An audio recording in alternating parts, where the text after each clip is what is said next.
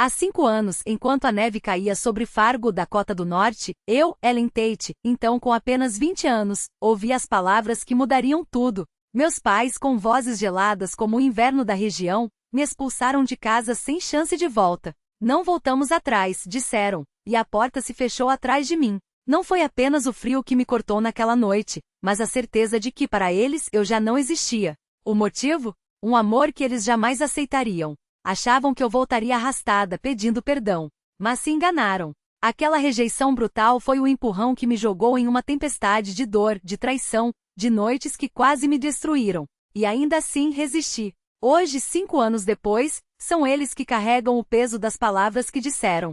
Fique até o fim para descobrir como transformei essa dor em força e como, no final, a vida lhes cobrou o preço por me afastarem. Se você já sentiu o gosto amargo da traição familiar, compartilhe sua história. Acompanhe minha jornada e veja como uma mulher rejeitada se reinventou. Crescer na sombra de Teresa Porter não foi fácil. Enquanto ela, minha irmã mais velha, colecionava diplomas, um noivado impecável e o orgulho incondicional de Patricia e Harold Neal, meus pais, eu era apenas Ellen, a filha que nunca se encaixou no molde. Minha mãe, com seu olhar afiado e expectativas inalcançáveis, sonhava que eu seguisse os passos de Teresa, uma faculdade de elite, um marido de terno e gravata, uma vida para ser exibida como troféu. Meu pai, embora menos vocal, endossava tudo com seu silêncio cúmplice. Para eles, eu deveria ser mais uma peça decorativa em seus jantares dominicais, um nome a ser citado com admiração entre os vizinhos. Mas eu não era isso. Nunca fui. Enquanto Teresa brilhava advogada aos 30, noiva de um homem que parecia sair de um catálogo de sucesso,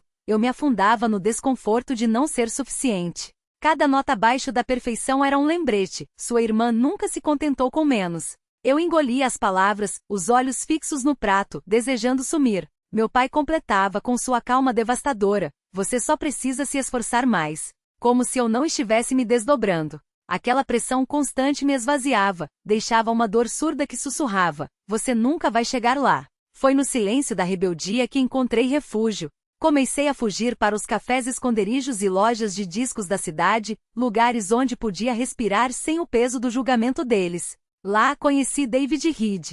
Com suas mãos calejadas de mecânico e um sorriso que acalmava até meus medos mais profundos, ele era tudo o que meus pais desprezavam.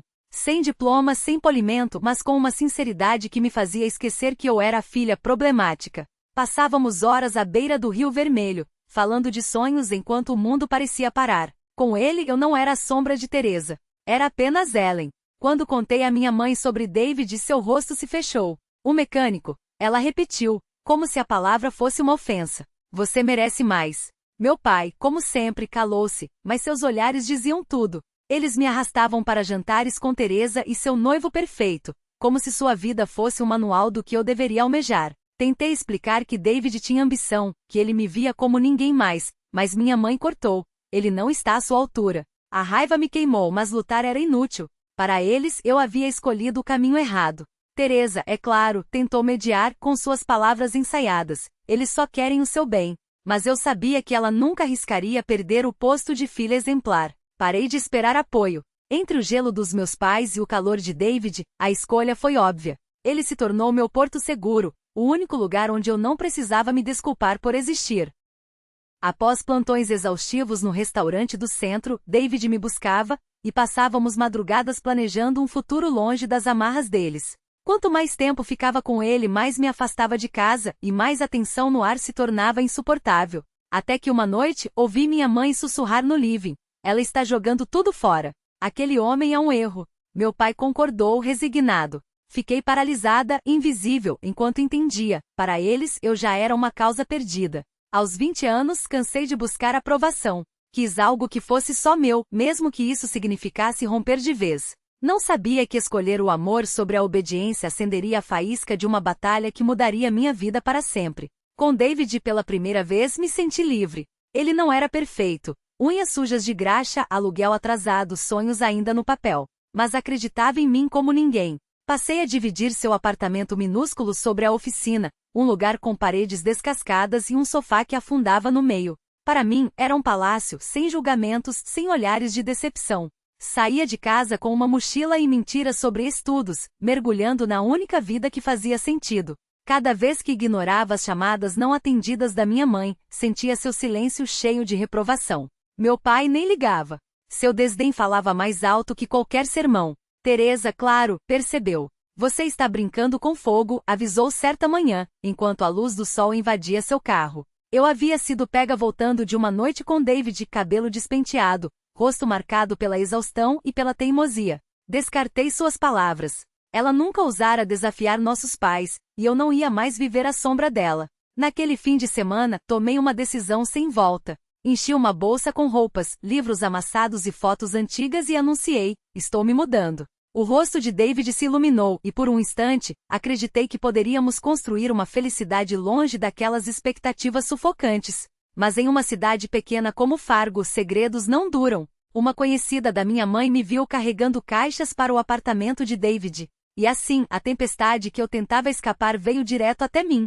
Até a hora do jantar, a notícia já tinha chegado à mesa dos meus pais. Minha mãe estava parada junto ao balcão, os nós dos dedos brancos de tão apertados ao redor de um pano de prato. Você está morando com aquele mecânico. Ela cuspiu, a voz cortando o ar como uma lâmina. Congelei, o garfo suspenso a meio caminho da boca. Meu pai me encarava do outro lado da mesa, os olhos duros como aço, carregados de uma decepção que eu nunca tinha visto antes. Ellen, é verdade? Perguntou, a voz baixa, mas cada palavra batendo em mim como um soco. Meu pulso disparou enquanto eu assentia. Não fazia sentido fingir mais. O inferno se soltou. As palavras da minha mãe jorraram como veneno, cada frase aterrissando em mim como um tapa. Você está destruindo sua vida. Ele não é nada, Ellen.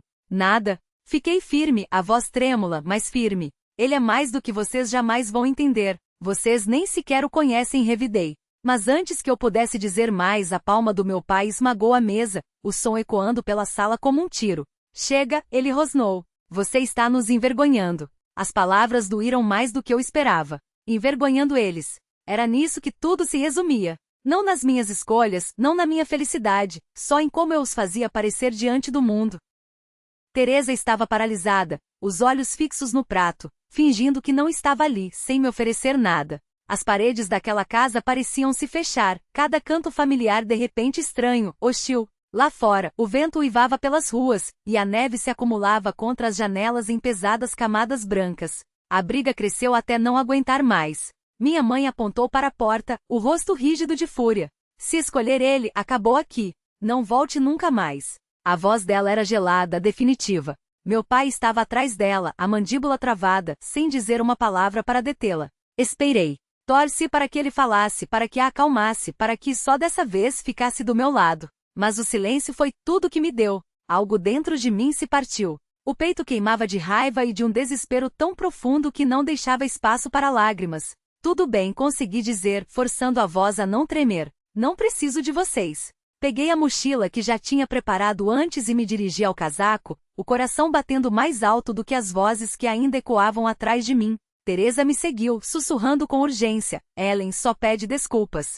Eles vão se acalmar. Balancei a cabeça, as lágrimas ardendo nos olhos. Eles não me querem, Teresa. Eles querem a versão deles de mim. Ela tentou tocar meu braço, mas me afastei. Não havia mais nada a dizer. Não depois do que acabará de ouvir. No momento em que cruzei a porta, o frio me golpeou com força. A neve chicoteava o ar, grudando nos meus cabelos enquanto eu descia os degraus da varanda. As luzes da casa brilhavam quentes atrás de mim, zombando de como eu me tornara de repente, uma estranha ali. A solidão pesava mais do que a tempestade. Ajustei a bolsa no ombro e comecei a caminhar em direção ao apartamento de David, sem saber o que o amanhã reservava, só que não havia volta. O vento cortava como lâminas enquanto eu seguia adiante, cada passo uma batalha contra o gelo que se infiltrava pelos ossos. As ruas desertas engoliam qualquer som, deixando apenas o rangido da neve sob minhas botas e o eco da minha própria respiração ofegante. O cheiro de inverno, seco, metálico e implacável, preenchia o ar, como se a própria cidade tivesse se voltado contra mim. Não havia para onde ir. Nenhum abrigo além daqueles 4 metros quadrados de solidão que eu arrastava comigo, nenhum único nome na agenda do telefone que não me fizesse sentir como um fardo. A traição doía mais que o frio, uma dor surda e pesada que se aninhava no peito, apertando a cada lembrança de como chegar ali, as promessas de David desfeitas como fumaça, o porta-retratos quebrado contra a parede, a voz da minha mãe cortando o ar como uma faca. Não volte. Até o dinheiro que guardara com tanto sacrifício no caixa do mercadinho da esquina mal daria para uma semana em algum motel de beira de estrada. Aqueles com cortinas mofadas e chuveiros que cuspiam água fria. Mesmo assim, continuei. Cada passo era um ato de rebeldia contra o desespero que tentava me arrastar para baixo.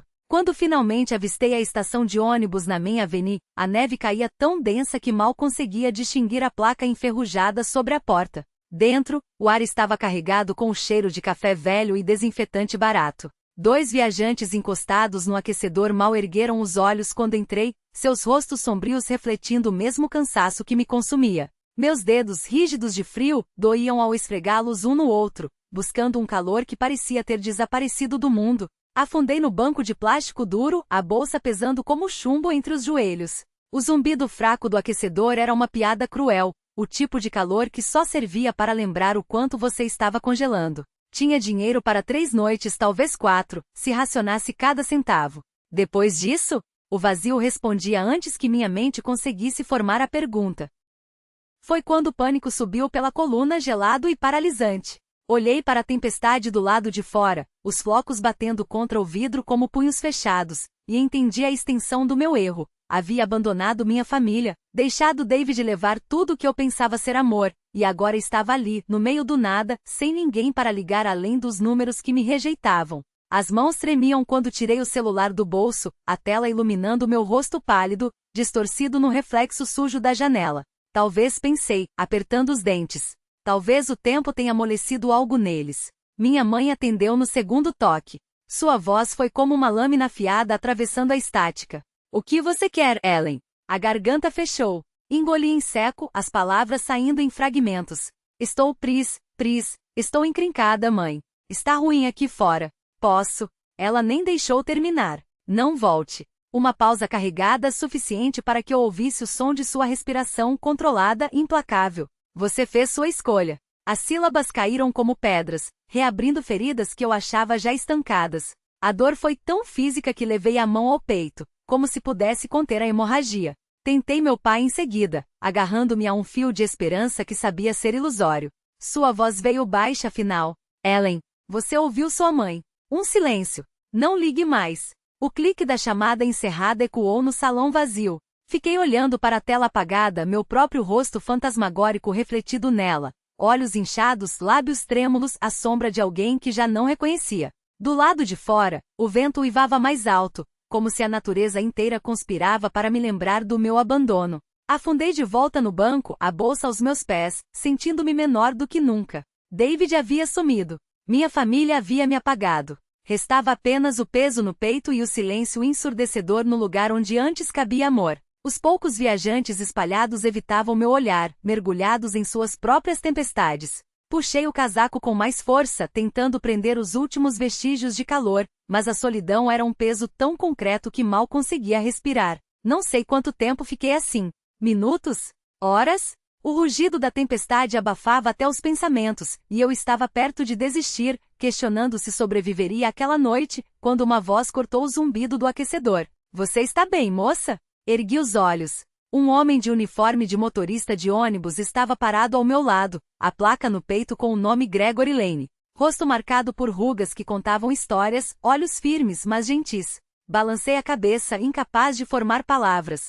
Ele olhou para a tempestade do lado de fora depois de volta para mim. Não pode ficar aqui a noite toda. Um gesto com a cabeça em direção ao relógio na parede. A estação fecha em breve. Murmurei algo sobre não ter para onde ir. Gregory não insistiu em explicações. Apenas assentiu, pegou as chaves e indicou a saída com um movimento discreto. Vem, acabei meu turno. Vamos te levar a um lugar seguro. Hesitei. O instinto gritava para desconfiar, mas havia algo em sua voz calma, sem segundas intenções, que me fez seguir seus passos até o ônibus estacionado, o motor ainda ronronando, uma promessa de calor no meio do caos. As ruas estavam desertas, cobertas por um manto branco que engolia tudo, mas ele dirigiu devagar com cuidado, até chegarmos a uma pequena pousada na periferia da cidade. As luzes piscantes do letreiro neon mal conseguiam furar a cortina de neve. Tem quartos baratos aqui. Ele estacionou, virando-se para mim com um tom que misturava gentileza e firmeza. Arrume-se. Parece que você precisa de uma pausa. Uma pausa. Todos nós precisamos às vezes. A gratidão queimou minha garganta quando sussurrei um obrigada, a voz quebrando no ar gelado. Desci do ônibus, o vento açoitando meu rosto, mas, pela primeira vez naquela noite, não me senti completamente perdida. Enquanto o veículo de Gregory desaparecia na tempestade, fiquei parada por um instante, a neve grudando nas botas, o frio mordendo a pele, mas algo dentro de mim, pequeno e teimoso, começou a queimar. Não era esperança ainda. Era apenas a certeza de que se não desmoronasse ali mesmo, aquela noite seria o começo de algo novo. Porque não podia depender de ninguém. Nem dos pais que me viraram as costas, nem do homem que prometeu me amar. A partir dali, só restava eu. E aquele quarto de paredes descascadas, pago com as últimas economias do caixa do mercadinho, não era um lar, era uma trincheira. Um lugar para me recompor. A dor da rejeição ainda ardia como uma cicatriz fresca, mas me recusei a deixá-la me definir. Precisava seguir em frente. Não por eles. Não por David. Mas para provar a mim mesma que poderia sobreviver sem a aprovação de ninguém. Foi então que me lembrei de Wendy Larso. Minha melhor amiga do ensino médio, aquela que sempre encontrava luz até nos becos mais escuros. Digitei uma mensagem com dedos ainda trêmulos de frio, as letras tremulando na tela. Sou eu. A resposta veio quase instantaneamente, como se ela estivesse esperando. Onde você está, Ellen? Em poucas linhas desabei. Meus pais me fechando a porta, as mentiras de David, a tempestade que quase me engoliu. Wendy não hesitou. Venha pra cá. A gente dá um jeito. No dia seguinte, estava no apartamento minúsculo dela, cheio de móveis de brechó e o cheiro reconfortante de café fresco. Ela enfiou uma caneca em minhas mãos e depois empurrou um rolo de notas amassadas na minha direção. Uns $200. Não é muito, mas é seu. Tentei recusar, mas ela cruzou os braços, o olhar determinado. Você não está sozinha. Não mais. Com sua ajuda, encontrei um estúdio nos limites de Fargo, paredes com tinta descascando, um fogão que chiava como um fantasma, um radiador que rangia como se fosse desabar a qualquer momento. Mas era meu. O aluguel engolia quase tudo que me restava, então me agarrei ao emprego no mercadinho, pegando turnos extras onde pudesse. Os dias eram longos, o trabalho ingrato, mas era o que me mantinha de pé. Wendy aparecia sempre, às vezes com comida gordurosa de caixinha, às vezes só para sentar no chão e dividir o silêncio. Nas noites em que eu parecia prestes a desabar, ela sorria e dizia, batendo meu ombro: você é mais forte do que pensa. Só não percebeu ainda. A fé dela em mim se tornou a brasinha que impedia a escuridão de me engolir, mas eu queria mais do que apenas sobreviver. Sempre tive facilidade com números, então me inscrevi em aulas noturnas de contabilidade na comunidade local. Equilibrar estudos e trabalho era exaustivo. Dormia pouco, vivia de café e determinação, bate pela primeira vez em anos, tinha um rumo. Ficava até tarde na biblioteca, rodeada por livros desgastados, imaginando um futuro onde não precisaria contar moedas para pagar o aluguel. Uma noite minha professora, uma mulher de olhar afiado e um quentinho inesperado debaixo da casca dura, devolveu uma prova com um sorriso raro. Você tem potencial, Ellen. As palavras ecoaram dentro de mim, uma prova de que talvez eu não fosse o fracasso que minha família insistia em ver. E então, como um sopro inesperado em meio ao caos, Teresa apareceu. Não com um telefonema ou uma visita constrangedora, mas com uma carta. Seu traço firme e deliberado no envelope, como se cada letra tivesse sido escrita com o peso de uma decisão. Sinto muito pelo que aconteceu, lia-se nas linhas cuidadosas, mas sinceras. Dentro, uma nota de $50, acompanhada de um recado que me cortou mais fundo do que qualquer desculpa. É de mim, não da mamãe ou do papai. Você não precisa deles. É mais forte do que pensa. Uma semana depois, meu celular vibrou com seu nome na tela. Quando atendi, sua voz veio baixa, hesitante, como se temesse que eu desligasse a qualquer momento. Só quero ajudar, Ellen. Sem condições, sem cobranças. Agradeci, mas meu coração permaneceu fechado. Confiar na família novamente? Depois das vozes deles ainda ecoarem em minha memória, afiadas como facas, você é um erro que não deveríamos ter cometido. Sua irmã é que sempre nos deu orgulho.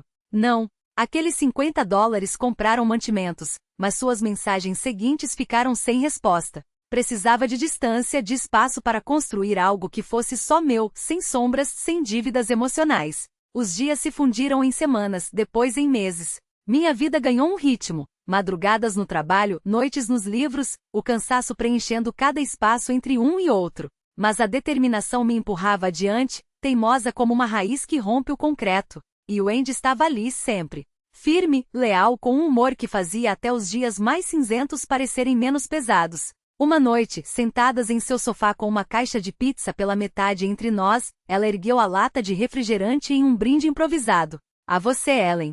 Seu sorriso era genuíno, sem pitadas de pena. Você está conseguindo. Pela primeira vez em meses, sorri de verdade. Não estava curada, as cicatrizes da rejeição dos meus pais e da traição de David ainda ardiam fundas. Mas estava reconstruindo, peça por peça. Meu apartamento minúsculo, minhas jornadas exaustivas, minhas noites em claro com os livros, tudo isso era prova de que eu podia me sustentar. Não sabia o que o futuro guardava, mas, pela primeira vez, confiei em mim mesma para enfrentá-lo. 5 anos depois, essa confiança me levou mais longe do que jamais imaginei. Não era mais a garota quebrada que fugira pela neve ou chorara sozinha em um terminal de ônibus. Eu me tornara alguém mais forte, alguém capaz. Depois de concluir o curso de contabilidade, consegui uma vaga em uma grande empresa em Fargo, gerenciando contas de clientes corporativos. Minha mesa dava para a linha do horizonte, um lembrete diário de quanto havia escalado. E sem esperar, o amor voltou a bater à minha porta, dessa vez na figura de Ronald Cole, um professor de história do ensino médio que conheci em uma cafeteria. Ronald era calma personificada, humor suave e presença acolhedora, sonhos que pela primeira vez pareciam ao meu alcance. Nossas noites se enchiam de jantares preparados juntos, planejamento de trilhas nos fins de semana e conversas que duravam até o amanhecer. Pela primeira vez, a vida não era sobre sobreviver, era sobre viver. Meus pais, Patrícia e Harold, não tiveram a mesma sorte. Uma tarde de primavera, Teresa me enviou uma mensagem cautelosa, mas com um fio de esperança. Mamãe e papai querem te ver. Eles estão arrependidos. Olhei para a tela, sentindo uma mistura estranha de raiva e indiferença. Arrependidos depois de todos esses anos? Depois de me jogarem para fora em uma tempestade? Uma semana mais tarde, outra carta chegou, dessa vez com a desculpa deles, o desejo de um reencontro, a afirmação de que sentiam minha falta. Não respondi. Quando Teresa ligou, fui breve. Eles fizeram sua escolha. Minha voz não tremia. Não podem simplesmente apagar o passado. Havia gasto anos demais reconstruindo o que eles destruíram. Não iria deixar seu remorso me arrastar de volta para aquele poço. Quanto a David, sua história terminou como a minha começou, em ruínas.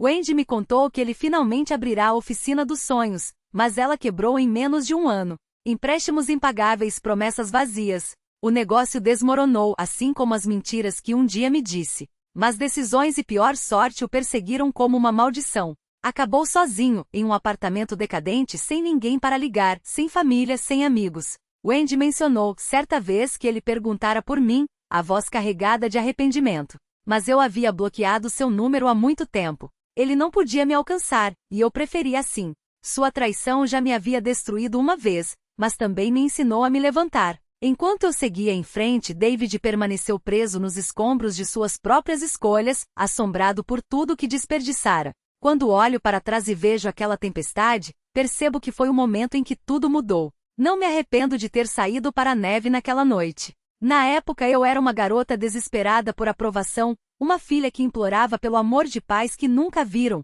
uma namorada que se agarrava a um homem que mentia. Ir embora foi a coisa mais difícil que já fiz. Mas também foi o que me libertou. Cada plantão longo, cada noite em claro com os livros, cada refeição solitária naquele apartamento apertado forjou a mulher que sou hoje. Aprendi a medir meu valor pelo meu próprio esforço, não pela validação de quem era cego demais para enxergá-lo. A rejeição dos meus pais e a decepção de David doíram, mas me ensinaram algo inestimável. Eu não precisava deles para me definir. Tinha Ronald, tinha Wendy, tinha a mim mesma. Minha vida se tornou a prova de que escolher a si mesmo nunca é um erro, mesmo quando custa tudo. Se aprendi alguma coisa é isto: proteja seu valor. Não implore por amor de quem é incapaz de dá-lo. Meus pais escolheram o orgulho em vez da filha, e agora vivem cercados pelo silêncio que semearam. David escolheu a tentação e terminou com nada. Eu escolhi a mim mesma e construí uma vida da qual me orgulho. A independência não é fácil. É feita de noites sem dormir,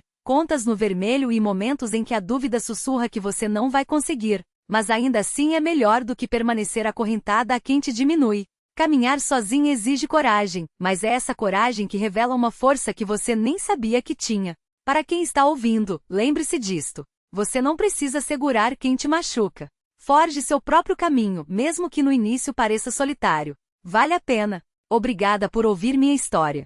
Significa tudo poder compartilhar essa jornada com vocês. E agora me digam, o que vocês teriam feito no meu lugar? O que aprenderam sobre se afastar ou se colocar em primeiro lugar? Suas vozes importam tanto quanto a minha quando finalmente escolhi começar.